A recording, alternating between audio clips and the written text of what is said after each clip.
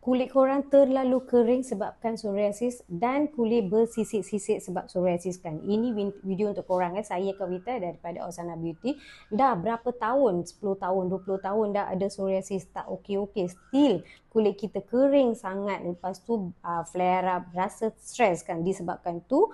So korang boleh guna kita punya Osana Oil. So ini review daripada customer kita. Super product, is really work siapa ada psoriasis. Cara guna minyak ni biasa sahaja, just pump saja dekat tangan, tapak tangan macam ni oil ni. So memang oil ni dibuat minyak kelapa dan letak herba-herba, healing prosesnya 48 hari dengan daun garuda, daun sebambu dan juga banyak bunga macam tu saja. Lepas tu sapu sahaja dekat area ada psoriasis.